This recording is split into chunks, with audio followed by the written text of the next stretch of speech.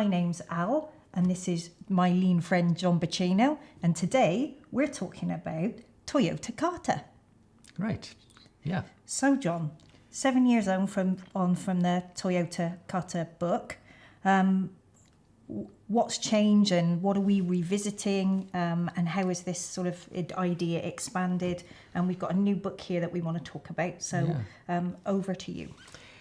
Well, of course, the original book, Toyota Kata, Mike Rother's Toyota Kata, I think for me was an absolute breakthrough book, and I think it's probably one of the most significant books in the area of lean for a long time. Mm-hmm. Now, as you said, there's 7 years between Toyota Kata and the book that we're going to talk about this time.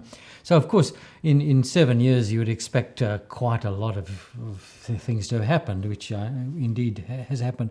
Of course, it's not only the case of between this book and this book. There have been numerous publications and plenty videos and so on in this area in between that. But we're just going to pick up on the on like before and after, if you like. So the original one, of course, called Toyota Kata. In the original book, a lot of stuff on what Toyota is doing, and and a lot of material on the background theory, on problem solving and philosophy and so on. This book that we should actually talk about this. This is called now Toyota Kata Culture by Mike Rother and Gerd Aulinger. This is perhaps a more practical book for everyday use. So maybe today you'd think about that as being the background theory book, if you like, and this is the more sort of practical, I think, anyway. Yeah. Well, this one looks like it's got a lot more sort of methodologies in there on sort of the learning and the reflection pieces and sort of walking you through that in more depth than that one had. Yes, I think so. So, as you would expect that over this period, I think that Mike Rother and his colleagues have refined their approach a lot, and it certainly comes through. However, it's still true to say that the original concept is still the same. The idea that about progressing from the current state onto a target condition with the idea of the longer term vision, and then the experimental stages that take you from the beginning to the next target condition. So, and also, of course, the 5 questions are still the 5 questions, and they're excellent. And so, in essence, it's the same thing. It's just some ideas that we'll talk about that I think are been quite useful. Okay, one of the ones that I really like about it is the idea of the deliberate practice. And I know Mike Rother talks about if you're an athlete or music, then it's something that you do all the time, but not something that we tend to think about when we're doing this. But that very much underpins the sort of Toyota Kata piece. Can you just talk about in the book how that kind of helps sort of maybe bring that to life a little bit more with the coaching and learning? Well, actually, I think that this is not only Toyota Kata where this is. There's been a lot of people that have spoken about this, become quite a theme.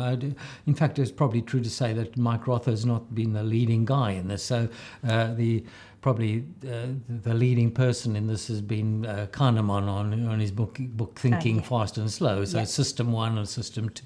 System 2, I think that's more the intellectual framework of this. But there is good material that which actually goes back to before Kahneman and so on the learning system that he uses throughout.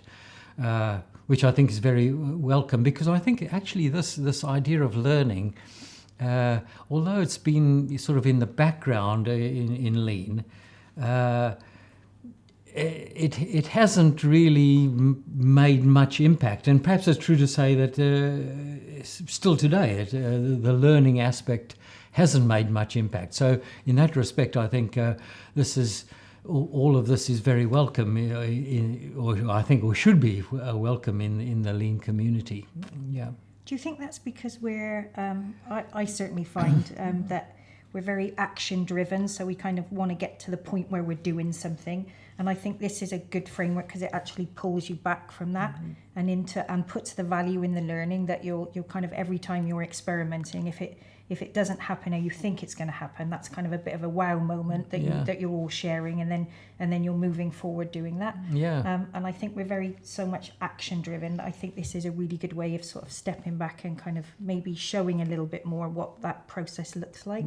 In sort of getting to that sort of future state that might not be quite as tangible as we'd like, but actually every time we do something that we learn something. Well, absolutely. So I think the story about experimenting and making progress with experiments, scientific way of thinking, again, is something that's sort of long overdue, and I think often widely ignored in lean implementation, lean practice. So the learning in and of itself is of value. Oh, absolutely. And so for example, Stephen Spear in his classic article on the Toyota DNA spoke about that. But again, we're not really actually followed through by many people. So it's PDCA really, but how many people actually do PDCA sort of properly? I had an experience of being sort of bawled out on this one by a guy from Toyota that sort of asked me about. I'm a bit embarrassed about that. Is that a story for another day? Yeah, well, okay. Anyway, and then in the book there, it talks about expanding upwards and expanding sideways. So could you just go into what are we looking at there in terms of how we use this? Well, I think one of the nice things about this Toyota Kata Culture book is the way that it addresses, as you said, expanding horizontally and vertically. So expanding vertically means that it's not just a learner and a coach. It's a learner, a coach, and a second coach, but also in various levels in the organisation, going from the shop floor level right through to the CEO. So, and how that progresses or should progress level by level. I think so. That's also interesting because it then you begin to link in with ideas like Hoshin and so on, which is so kind of interesting that these things are being brought together. But also, I think there's also a fairly brief little section in the book about horizontal, so involving these sort of activities with suppliers and so on. So all of that is new and I think very welcome and relevant. There's also been a bridge on this between. Of course, Mike Rother and Shuk wrote the original classic book, Learning to See, the Valley Stream Mapping book. And,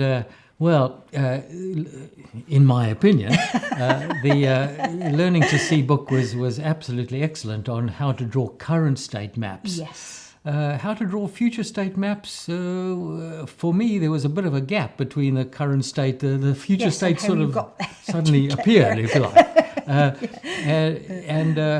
I think there's a heck of a lot you need to think about, apart from the culture side, never mind, I mean the actual mechanics, the calculations between the current state and the future state.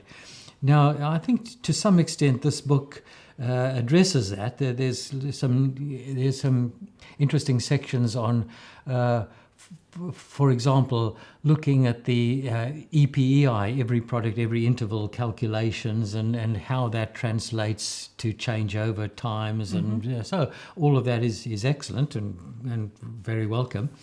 But maybe for a future edition, or maybe as a supplementary, I think there's still quite a lot of gap between the current state and future state. So this is nice to see that Mike has begun to bridge the gap between current and future state via Kata, which is great. but it's still not quite as simple as is made out. There's a lot more to it than just EPEI and so on. Yeah, so yeah, all sorts of other considerations and calculations and so on, apart from the culture side. And I know we talked before, and there's a lot of discussion out there around how this fits in with TWI. So what are your thoughts? Well, yeah, over the last perhaps 2 years or so, there's been a lot of talk. In fact, there's been quite a few conferences on Kata TWI. And I think this is welcome because, I'm a big fan of TWI, so I'm a big fan of Kata and TWI. So this is excellent.